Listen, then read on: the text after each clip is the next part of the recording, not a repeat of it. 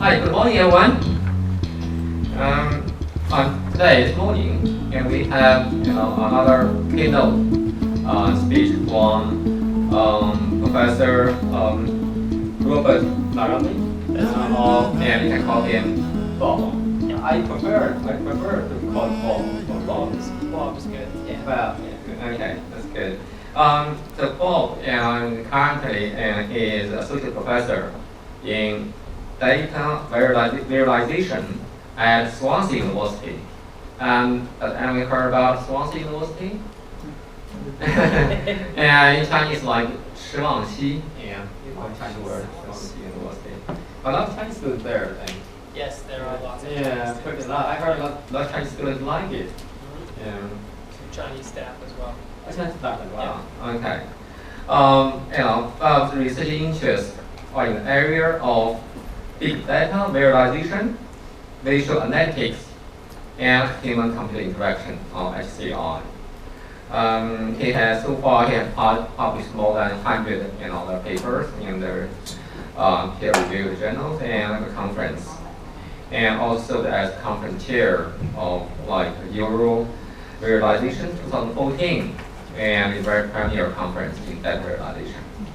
And of course, Bob received a bachelor degree in physics and from the University of Massachusetts.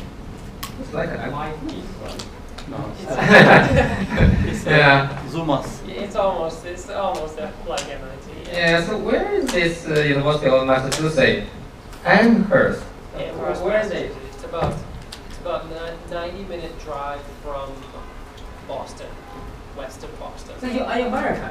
I'm American. Yes. Oh, okay. I got it. And now I speak like English. I was wondering. Yeah. It's easier to understand, isn't it? Yeah, I was speak American, Yeah. Couldn't. Yeah. Anyway, so that's really. So you received a master's degree in computer science from the University of New Hampshire, Durham, Durham, New Hampshire. Yeah, Yes. Durham. Yes. And it's a very famous university. In Chinese, it's very famous. It's called Durham. You got it? Okay. Okay. Try Durham. But still English. Okay. Okay. And Bob got his PhD from Vienna University of Technology, Austria, and at the Institute of Computer Graphics and Algorithm in 2005, and from 2001 to 2006. And he was a researcher at the VRIS Research Center and software engineer at IDAVis in the Department of Advanced Simulation Technologies. So, so basically, it looks like you have very rich experience and were born in America. That's right. And you studied the bachelor degree, and then got your master degree from The U.S. is from And then really? then You mean this Durham? That's Durham, New Hampshire, in the U.S. US. The U.S. Yes. Sorry, I was wrong. I'm really sorry about it. I thought like it's Hampshire because It's the same spelling and the same name. No, It's the northwest Washington. US. only thing different. You have keyword new, Correct. New York, Hampshire. New Hampshire. That's right. That's Yeah. right. So sorry, my mistake. I really want to take like look at it, It's fine. because my university of where I stay in the UK is very close to Hampshire. Yeah. That's why I said, oh, Hampshire. Okay. We don't need time too much, and let's welcome Professor Laramee give us a keynote speech today. Okay, thank you much.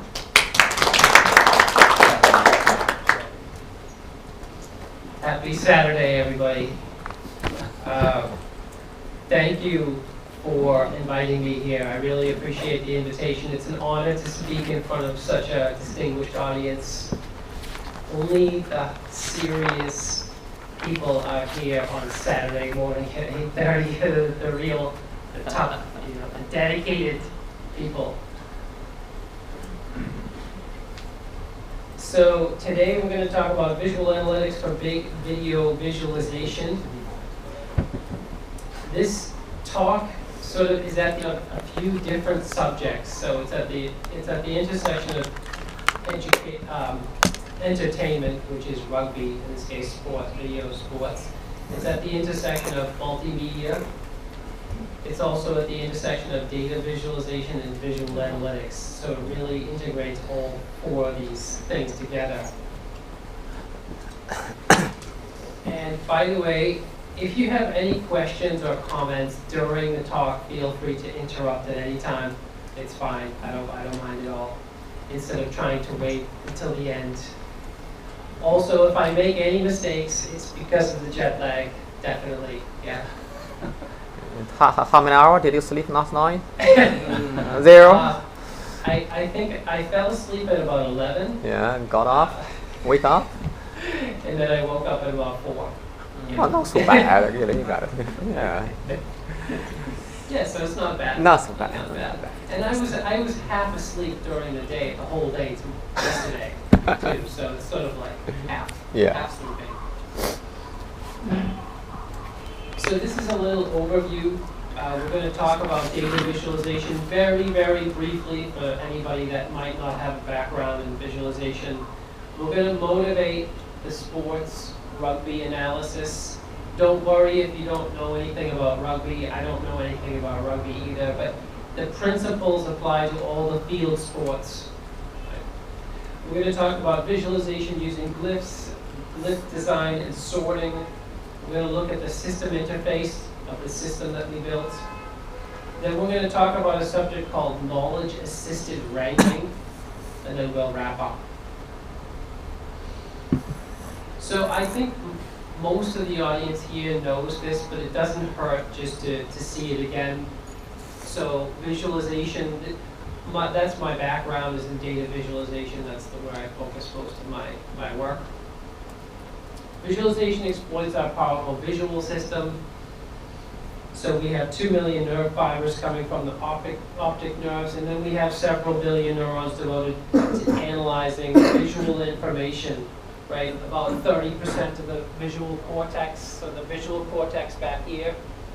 Now that number alone is not really very meaningful because it's too big to really understand. But it is meaningful when we put it in context with touch and hearing. So only 8% of the cortex is dedicated to touch, or the touch sense, and only 3% is dedicated to hearing. So when we compare our visual system with the other senses, it really is very dominant. So it makes sense to exploit that as much as possible. So some benefits of data visualization: it's very good for exploration. Right? This is when you don't know anything about your data, and maybe you want to find out what it is. You want to find out if there are any trends or characteristics or outliers in the data. Visualization is good for analysis. In this case, this is for when the user is an expert already, and maybe they generated the data themselves with a very special purpose in mind, to confirm or refute a hypothesis, usually to answer specific questions. And then the aspect we're very familiar with, which is presentation. After the analysis is done and after the exploration is done, we want to present the findings of our results to a wider audience, like today, for example. Another point that we can make is that visualization is very good for acceleration.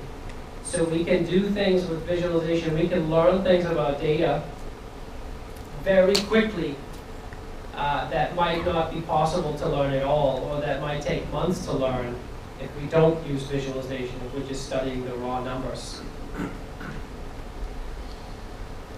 This talk also talks about visualization, visual analytics. I mean, that's the jet lag. So visual analytics is a newer discipline than visualization. So visual analytics was defined in 2005. Visual analytics is the science of analytical reasoning facilitated by interactive visual interfaces. And I think some of the people in this audience are also already familiar with visual analytics. But visual analytics is data visualization combined with some other fields, like statistics and machine learning, as we're going to see today. We're going to see a visual analytics application.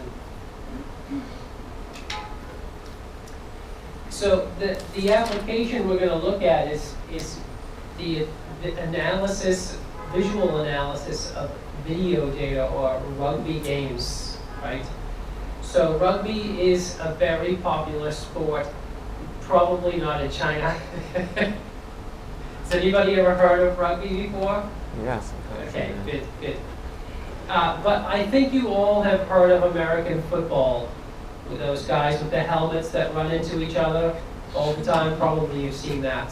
Yeah, American football, anybody? Yeah. Yes.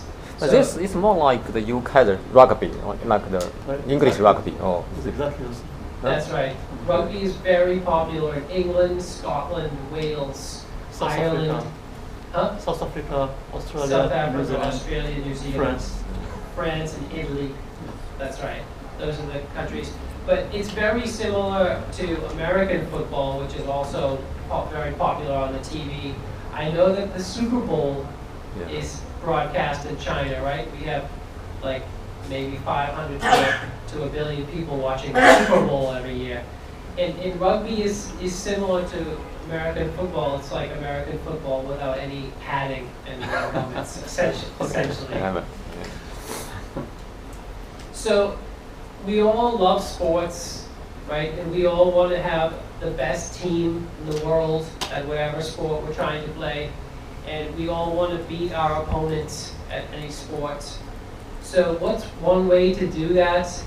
If you're going to play somebody, an opponent, you might watch the games that your opponent played beforehand, right? That's the typical strategy if you want to study an opponent and develop a strategy to beat them.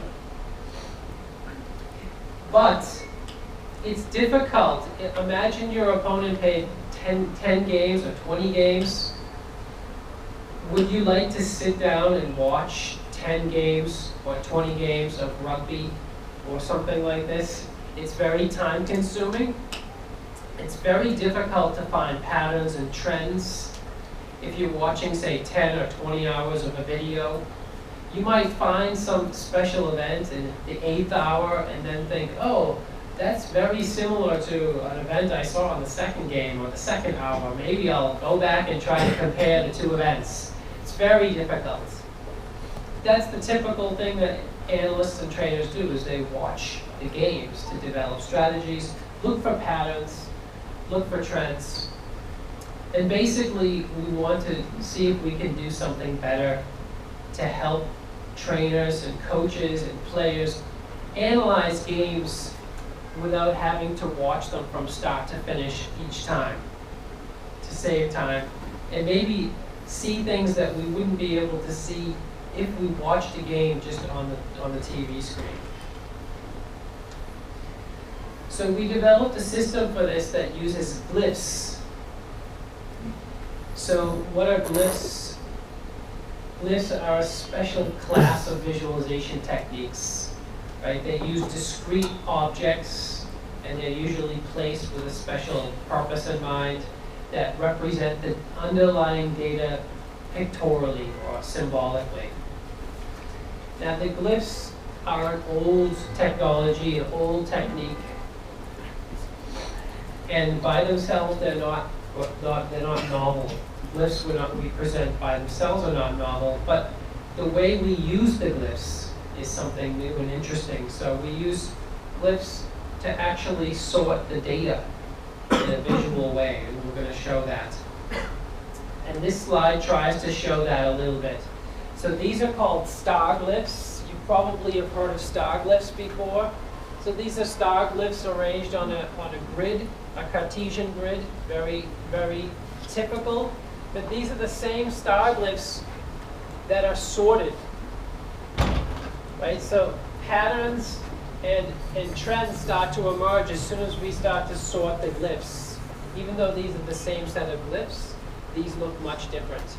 And it's the same with bar charts. This is just a typical grid layout of a set of bar charts. But if we sort the bar charts somehow, patterns and trends start to pop out that we wouldn't normally see.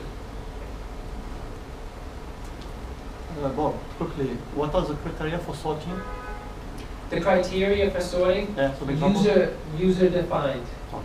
So whatever the user would like to sort them by, they can sort them by them. And we're going to talk about that in more detail right now. It's a very good question. So this is a fancy glyph that summarizes a single event in a game of rugby. So in a professional game of rugby and in most professional sports, there are people sitting on the sidelines already, and they're doing data entry about every single event that happens. So for every single event that happens, they record things like the time the event happened, how far the ball went down the field, that's called gain here, what kind of an event it was, where the event started, so that's called territory start position. We derive some data called tortuosity. Tortuosity is a measure of the curvature that the player takes when carrying the ball. Right? So 0 tortuosity is a straight line, high tortuosity is high curvature. In rugby, there's also something called the number of phases. There's the direction of the ball movement, the net lateral movements. So if you imagine a field and you want to get down the field, the lateral movement is crosswise. The time at which the event took place, how long the event lasted, and which team made the event happen. So all of that data is mapped visually to this glyph. So the time at which the event took place is mapped to this red arrow. So the starting time of the game is midnight. So this is an event that happened very shortly after the game started. Right? The thickness of the arrow represents how long the event took. And then we have tortuosity mapped to this curve. And we have territory start position mapped to the radius of this ellipse. We have a contour color as the team identifier. We have net lateral movement indicated with this arrow. So this is the direction of the arrow. The number of phases is notated with a symbol or a letter. The direction of the ball play is noted with this arrow, and the start event is noted. The event itself, the type of event, is indicated using a pictogram, so the symbol in the middle. And then gain is mapped to the color, the innermost color here, the amount of gain. And this is what it looks like when we start to vary things up. So for gain, this is negative gain, right? That's going backwards. And this is high positive gain. So this is the color changing as gain changes, right? These are the different events. In rugby, there are kick receptions, lineouts, turnovers, scrums, and penalties, right? And these are all sorting criteria, by the way. So this is the territory start position, right? And we see that the territory start position is mapped to the radius, right? So this has almost no or 0 radius, and then the radius increases with the territory start position. Tortuosity is mapped to the curvature of the outer curvature, so this is low tortuosity and this is high tortuosity, and so on. So all these glyphs represent all these attributes, roughly 9 or 10 attributes per glyph about every single event in the game. It's a lot of information to be mapped to a single glyph. And then we can use the glyphs. We can map the whole game onto a scatter plot, which we're going to see in the next slide. But I'm going to show you a demo of that, and sort the glyphs to see patterns and trends in the game that we couldn't see previously. And this is just some of the logic behind the software design. So the input data set is video data in this case. Then we go through it. We took a long time to design the glyphs. That's not really reflected in this talk. We have a glyph set, and then we have a glyph control panel. So the user can actually click on the glyph to decide what they'd like to sort by. And then there are different interaction techniques, a control panel, and visualization options, which are better to see in action rather than on a slide. So So this is a scatter plot. In this scatter plot, the time at which the event occurs is mapped to the x-axis. And then the amount of gain is mapped to the y-axis. So we can see all the events, time versus gain, of a single game very, very quickly. Right? And any event that succeeded in scoring points is mapped in this purple halo. And the edges also indicate successive events. So here we can see some points being scored very early on in the game, and then in the middle, and none in the end, for example. Right? And that's an observation, a simple observation we can make in just a few seconds, rather than having to watch the game. Right? These are the different options. This is a glyph control panel, and this is an image that's the scatter plot. So let's watch this. Let's watch a demo of this software in action.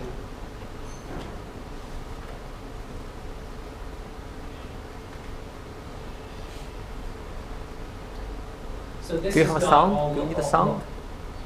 Actually, there is sound, but I think I'll just use my own voice. By the way, if you want to hear David Chung's voice, the original voiceover, he does a very good job. You can download the video from my webpage. Yeah, hopefully you're using a better connection than the one in my hotel room. So this is the software in action, right? The user's interacting with this glyph and then choosing different attributes to sort the glyphs by. So now the user has chosen the type of event. So we can see immediately that all the tries are scored with lineouts in this game. It's a very quick observation, and then there was just one event, which was a scrum that resulted in points. Now gain was mapped to the y-axis. So this is comparing territory start versus the number of phases. So the user decides to map territory start position to the x-axis and then the number of phases to the y-axis. And then we can make some more observations. For example, all the tries are associated with higher numbers of phases. And all the number of phases below this point have no tries at all. Right? So this is something that's very interesting for somebody that's studying rugby or analyzing a rugby game. By the way, it might help to note that a try is the rugby term for scoring points. So I might say try, and it's kind of a strange word, but it means score points, which is the goal of all games. So we can also do a hierarchical sorting, so we can sort by the type of event on the x-axis and then gain on the y-axis, but then we can expand the x-axis and look at all the lineouts and then sort them again by a third attribute. In this case, it's the time at which the event occurred. So the time at which the event occurred is sorted along the hierarchical binning axis.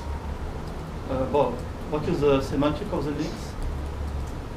The lines indicate successive events. So if one event happened before the other, they are connected by a green edge. So again, we can see that the lineouts are very successful events in this particular game. Right? And they're also associated with high gain. So here, the user is sorted by the type of event and the gain. Now here we can compare two matches, and it's much easier to compare two matches using, say, visual analytics or data visualization than physically watching the two games side by side. Right? So here we have, again, the time on the x-axis and the gain on the y-axis, and we can do the same sorting for the two games and compare the two of them. And note that a lot of this second game has a lot more tries than the first game.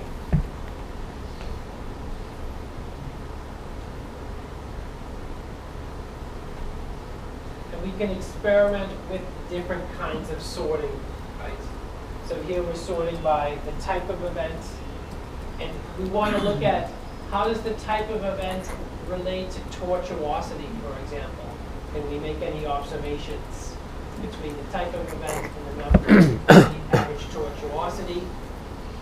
And here we have a penalty that resulted, for example, in a very high gain, which is sort of an outlier that we wouldn't normally be able to see just by watching a video. These thick bars represent the average value, by the way. So here we have a high spread of gain along the kick reception events, and we have almost no spread in the gain for the penalties. And the user can click on specific glyphs and highlight them and bring them to the front, and then the other glyphs become context information. Another important thing to note is the user can click on a glyph and then watch the original event in the video. That's important, right? So it's like fast forwarding through the video to the exact correct spot and then watching the event, right? So we can see what's happening in the actual game.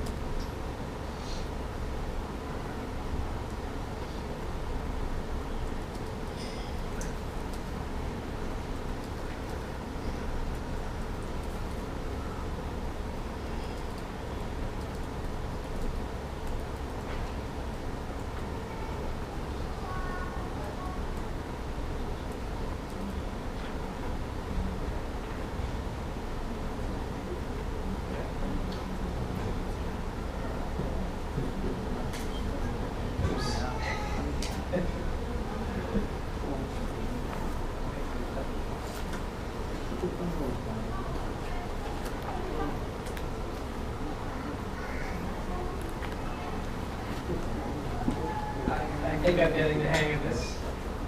Huh? So that's the sorting part of the talk.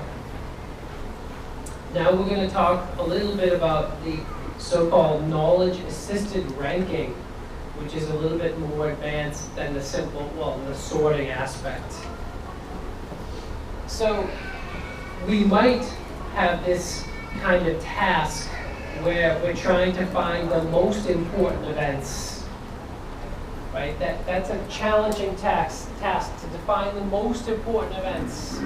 We could try to manually search the games for the most important events, but it would also be nice if we had a system that could do it for us either interactively, semi-automatically, or fully automatically.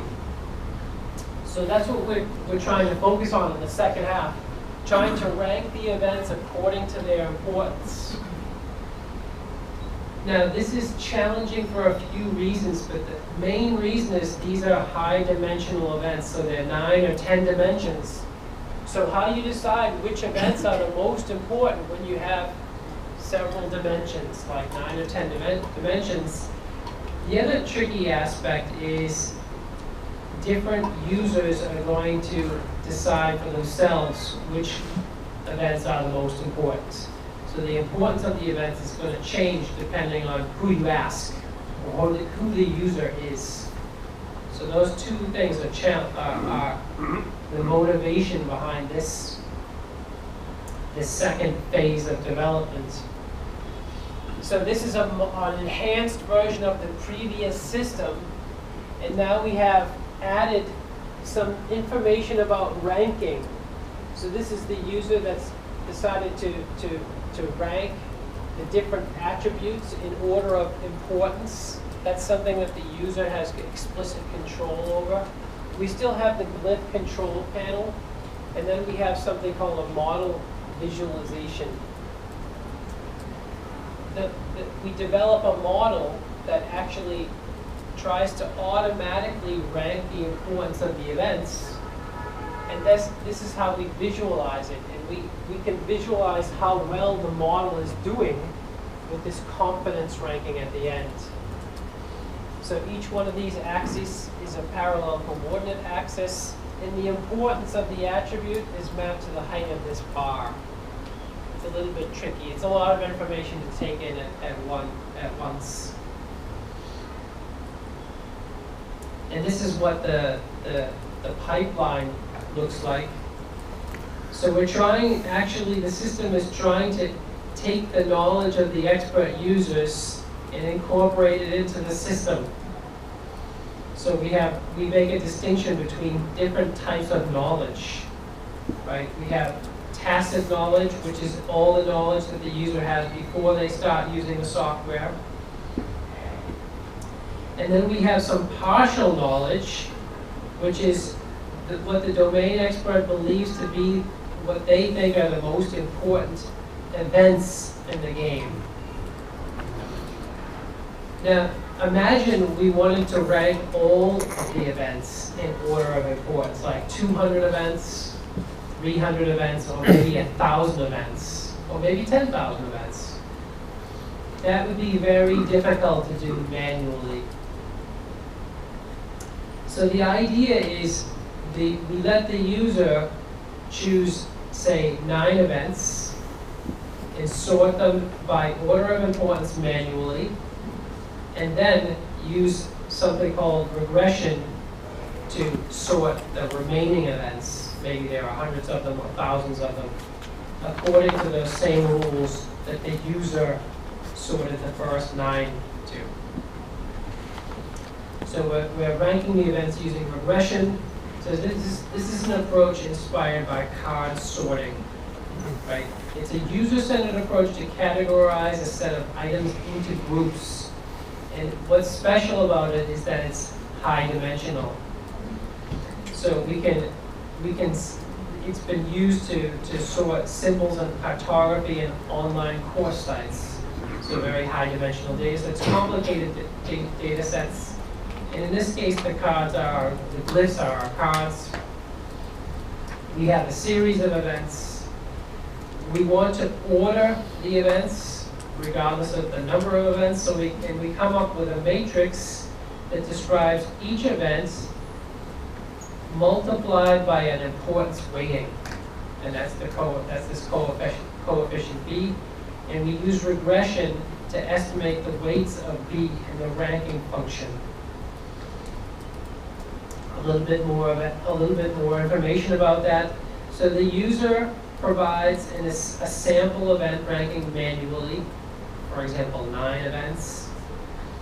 And then the system compares the manual ranking with a ranking predicted by a regression model.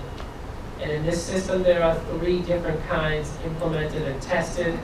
There's a linear regression model, polynomial regression model, and a logistic regression model. I forgot to mention that each polyline in the parallel coordinates visualizations is an event. Forgot to mention that. And then the contribution of each data attribute within each model is depicted by these bars.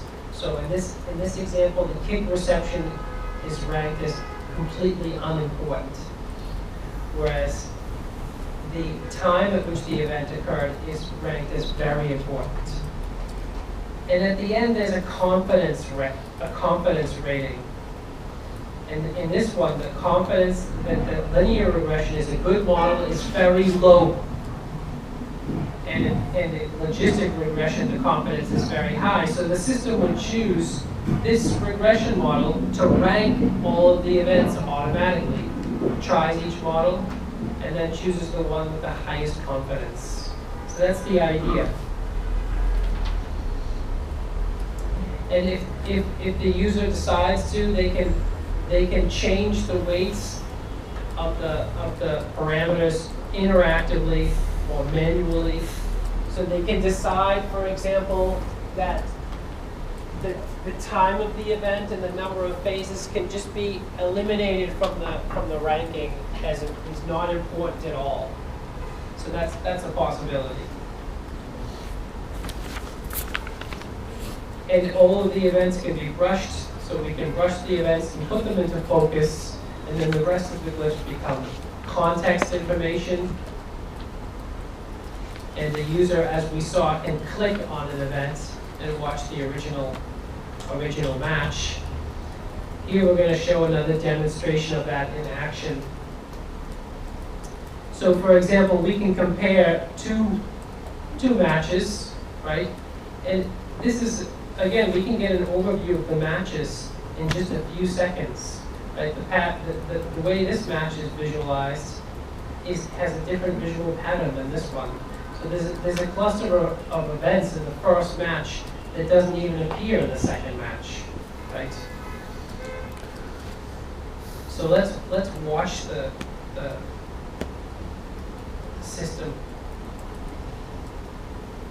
in action. I like videos more than slides.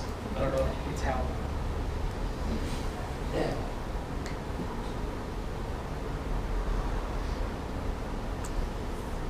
So this is the user trying to rank events using their own knowledge, a combination of their own knowledge and the automatic regression analysis. So each glyph or polyline, each one of these polylines corresponds to a glyph, right? And each one of these axes corresponds to one of the event attributes, right? And that's the user adjusting the axis scaling. And again, we can still sort the glyphs manually or with the system by clicking on any specific attribute. And now the user is selecting the events interactively. And some events can be brought into focus, and while the others are set as context information to reduce this occlusion effect. And this is what it looks like when the glyphs are. This is the ranking table. So in this case, the most important event was this event number 3, which was a lineout, right? So the user has decided that that's the most important event. But now they're changing the order of the events to change their importance. So they put event number 40 at the top, and they made it the most important event, right? And then we rank these 8 events manually and ask the system to sort the rest of the events based on this ranking of the sample 8 events.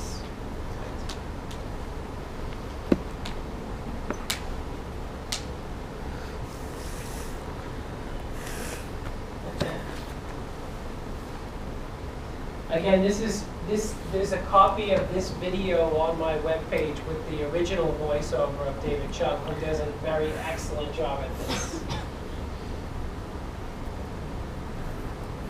So now all the events have been assorted according to this ranking that's been chosen by the user, and now the user's adjusting the sorting afterwards and making some of the attributes less important and removing them out of the ranking process.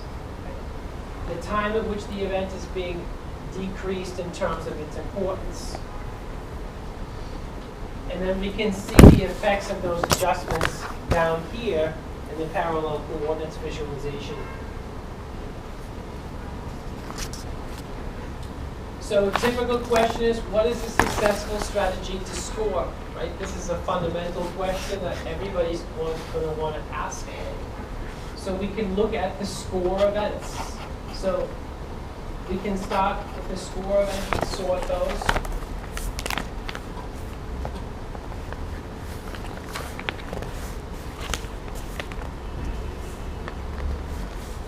So a group of scores of events is shown by the purple highlighted glyphs here.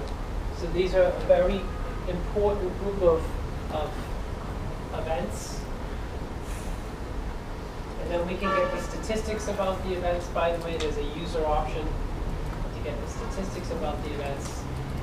Now, once we've done that sorting on the first game and we load a different game, if we apply the same sorting, we notice that that group of events has disappeared. Subset of events happened in the first game that didn't happen in the second game. In the first game, we can see that they resulted in a lot of points, a lot of tries, but that didn't happen in the second game. Right? So somehow there were a set of events in the first game that were very important that didn't happen in the second game. And that's an observation that we can make with this system that really could be almost impossible to make if we just do it manually.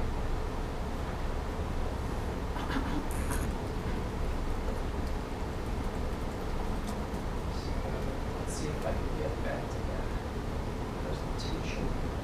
Oops, that's the...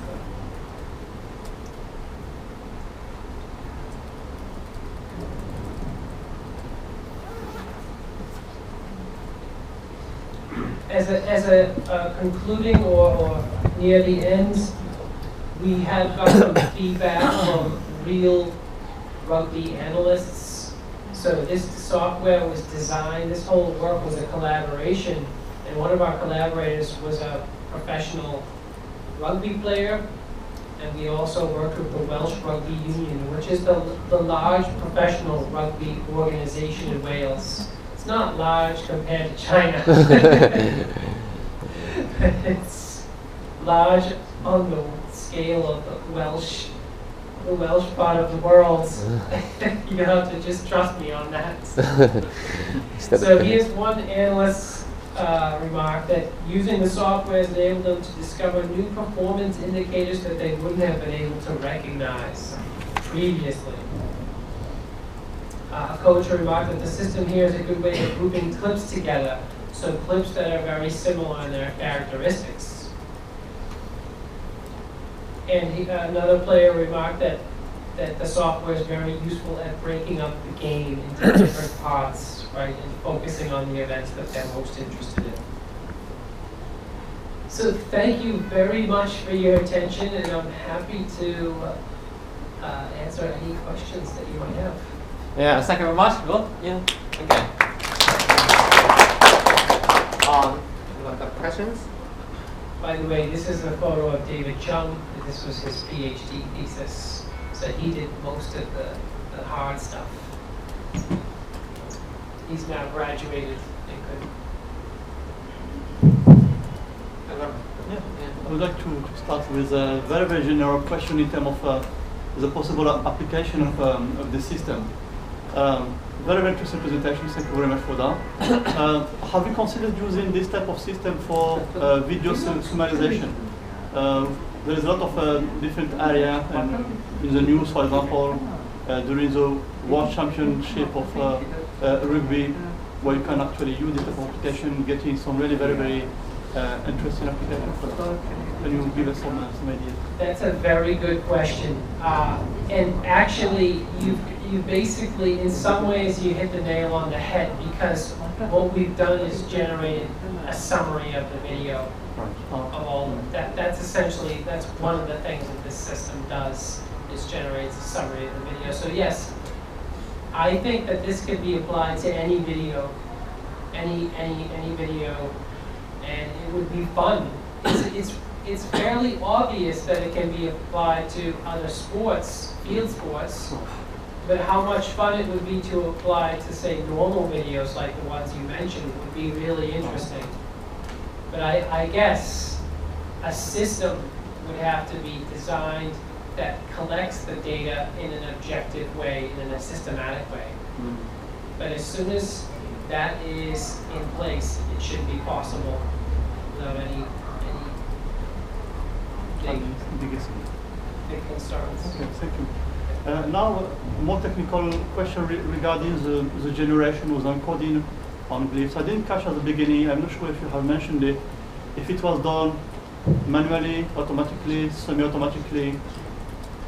That's a very good question too. How was the glyph design done? So I didn't talk about that very much, but it was done manually and in a rather ad hoc way, I would say, if I'm really honest. So we got together the visualization researchers and the Rugby experts, and we had many iterative discussions and different ideas week by week, just saying, okay, here's an idea, maybe we should try this, here's an idea, until we came to a consensus on, okay, as a group, this is the one we like best. Now, that's not very scientific, actually, but there are glyph design guidelines which we published after this, actually, and they're also, you can find glyph design guidelines in Colin Ware's book on interactive information visualization. So hopefully we conform to those guidelines. And you find that it's very tricky. And another open question is, a common open question is, how many variables can you really effectively encode in a glyph? So here we have something like 9. It's not obvious that people can understand glyphs with 9 variables all at the same time. I'm not sure I can either. I tend to just focus on a few of the attributes. And that's one of the reasons why we have these focus and context options. But that's an unanswered question, but still an unsolved problem. In a related question, I've seen some work being done on automatic recognition of event in a football match using hidden Markov. For some very specific event, like scoring a goal, for example. Is this something you consider in your work for the future, to try to get a more systematic automatic process for this type of system? That is a very good question too. You all You are not jet lagged. No. Like I am. He came here last week, you know. Yes. You're absolutely right, yes. We actually have done that in a different context. We've done that in combination with discovering patterns in parallel coordinates. But it was a different application, a different PhD student.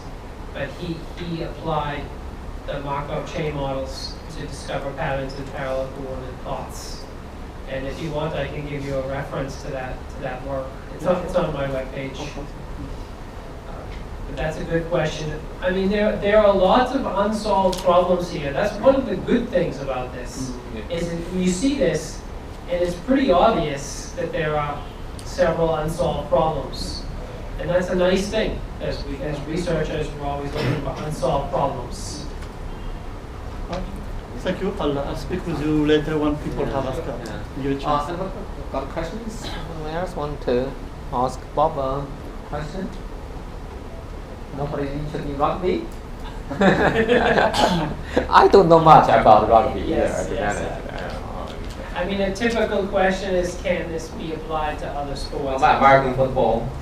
Yes, in all the field sports for sure. But any video where you can apply a systematic summarization of the important events should be the same principles. May I ask you questions? Well, and the whole system, was that developed by David Chong and you all together, or the whole system? Yeah. That's right. It was developed by a team. So this is the team here, actually. So David Chung did the most work because this was his PhD. But we had Rodri Bowen, who's a rugby expert. We have Min Shen, who's a professor at Oxford University. Maybe I know. We had Ewan Griffiths, which is a sports scientist at Swansea University. We have Philip Legg, which he used to be a postdoc at Swansea University in computer vision. Adrian Morris, who is a rugby expert, and Matthew Perry, who was another student at Swansea University. Yeah. So it was a whole team of people working together. And did you use some special software, or what software did you use to develop that? Just curious. Yeah. I almost do the same thing in all my projects, actually. I always recommend Qt, so this was done with Qt, Okay. or Qt, I learned it's the proper pronunciation. Oh, Open Qt. Qt. Oh, yeah, we obviously Qt. yeah. Okay. It's Finnish. It's developed by the Finnish. How many years are there? At least 20, 30 years. And I just started a collaboration with a Finnish company, and they corrected me and said actually it's called Qt. Oh, Qt. Much better name, you know. So we always use Qt, C++, and OpenGL. Oh, that's That's my default set Yeah. of technologies for, and we usually develop it ourselves from scratch. Oh, Yeah. They don't like even the existing API or the packages. Oh. It's very typical to start a project if we have a student, for example, to say, okay, try the existing tools. Yeah. We have these questions, try to answer the questions with these existing tools or any existing tool. And then they find out, this tool doesn't work for this reason, this tool doesn't work for this reason, and then that motivates developing our own tools. Okay. And usually the off-the-shelf tools break down with the data set sizes, the large data set sizes. Last questions. Anybody from the audience here? And then Abdullah, I know you have a lot of questions. Yeah, sure. Yeah, of course. Maybe I just can. ask the Yeah, other ask them first and then can we there is have nobody. any student who would like to ask a lot of questions? And maybe if not, let's put our hands together. Yeah, one. Yeah. Just one very, very specific question regarding one of the videos you showed us, and it seems that there is something that is tracking the player or the ball in red. That's was correct. it automatic or was it done as a post-processing type of mechanism? That's a very good question again, actually. So that is some data that's not recorded by the people on the sidelines. And that's some computer vision algorithm being applied, but it's not fully automatic. It's semi-automatic, I would say. So it's computer-assisted tracking. Because I don't think tracking is a fully solved problem. It's a completely solved. I think it's only solved with some well-defined constraints. It's getting better. It's getting better, exactly. Okay, thank you very much. Okay, we're done and protocol. Let's just put our hands together to thank Bob again. Thanks again. And now we close this. We have the short.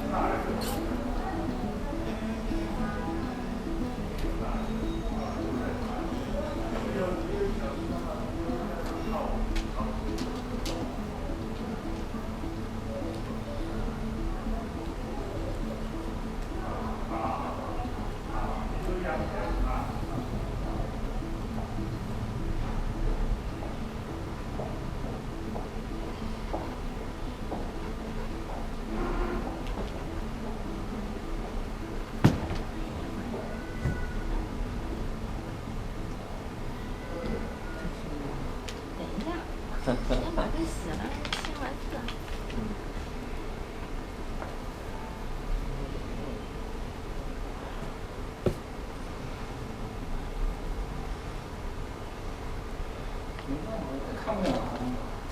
那我就请入另外一个。赶快这里面提出应该弄一下。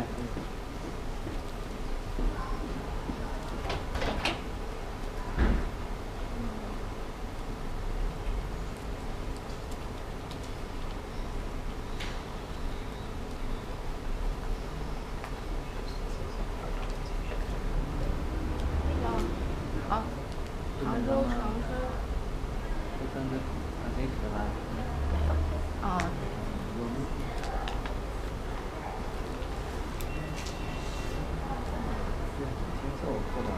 对呀，他不答应他们了。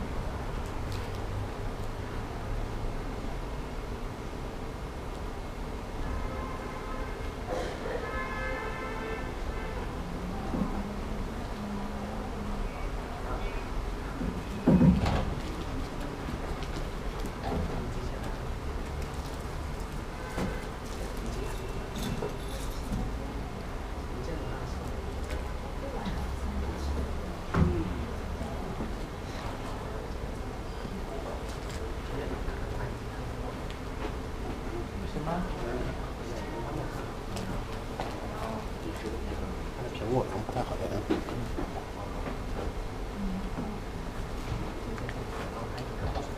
在那个后面。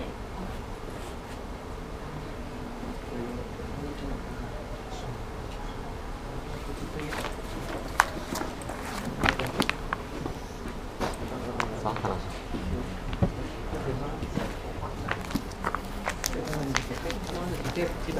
我这样了，你这不给他们用一下吗？行，但是我这个我也是苹果，能不能连？我可以试试，没问题。你昨天连过没有？没有连过。你去连过的吗？我昨天那个连过，可是那个昨天是用他们的电脑。看一下这个，应该这个连接对吗？应该这个连接对不对？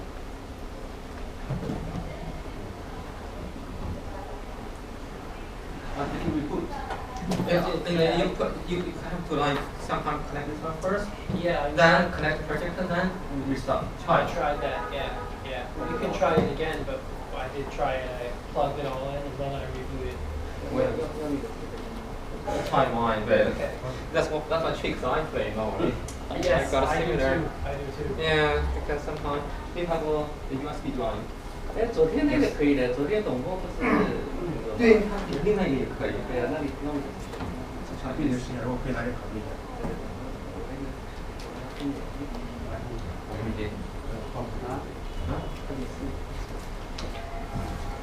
还不是这个苹果是这样子。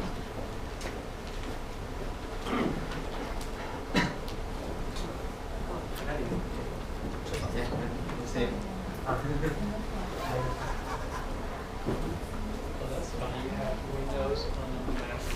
Oh, yes. Okay. Yeah.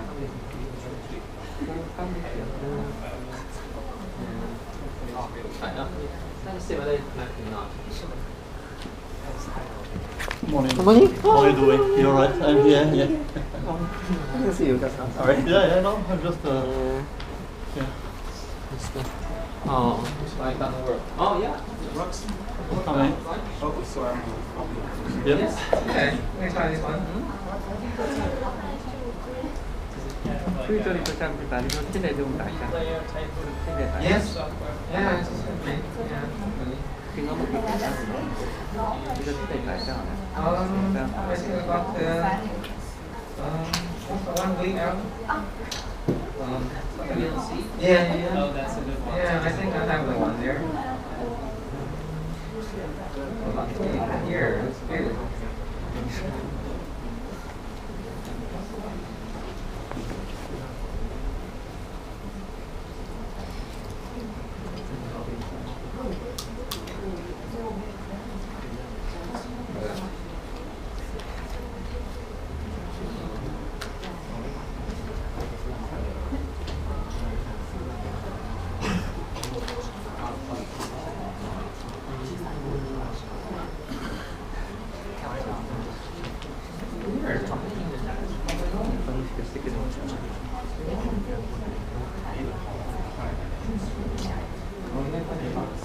可以的是吧？ Yeah.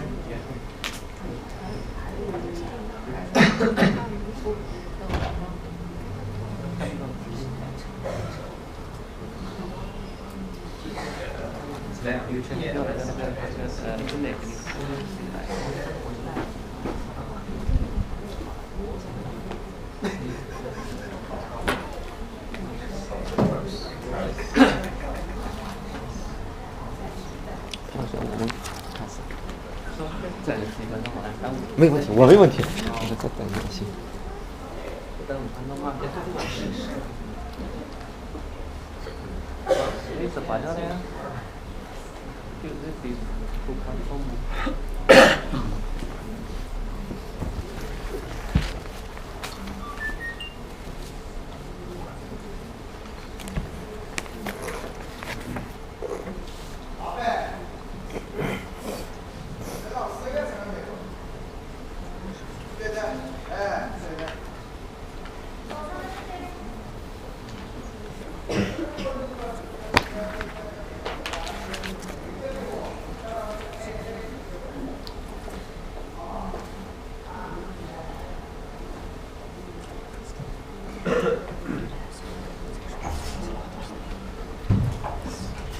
Are you a rugby player?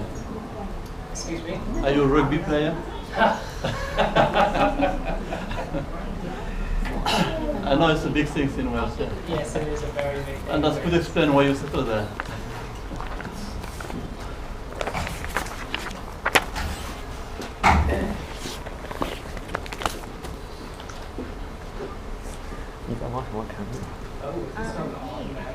Huh?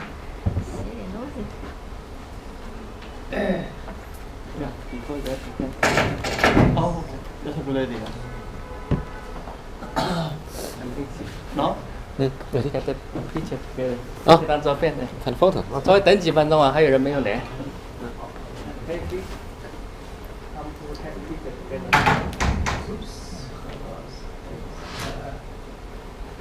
要在这个横幅下啊？要在这个横幅下还是直接在这上？不用了。 It's a bit hard. The photo taken.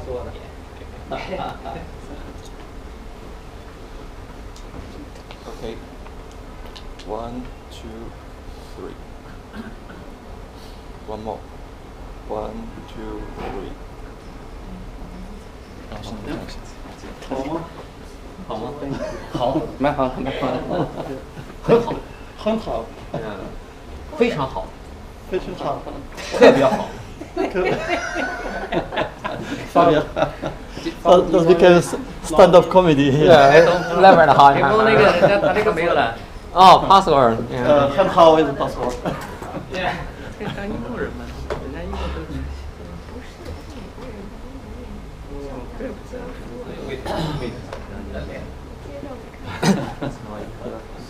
You have actually Good. a degree of Yeah. high and high. Oh. But I run out of words. I think that's the only thing I can do. Good. Very good. Yes. Excellent. Excellent. Yeah. And fantastic. Oh wow. Oh, maybe, Yeah. I don't know. Maybe something extraordinary.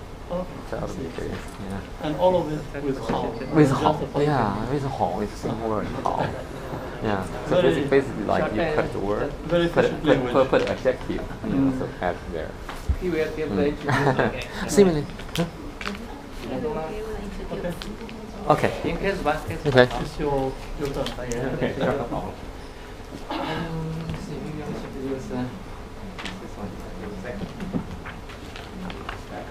Hi, good morning, everyone. On today's morning, and we have another keynote speech from Professor Robert Laramee, and you can call him Bob. I prefer to be called Bob or Bob. Bob is good, yeah. Well, okay, that's good. So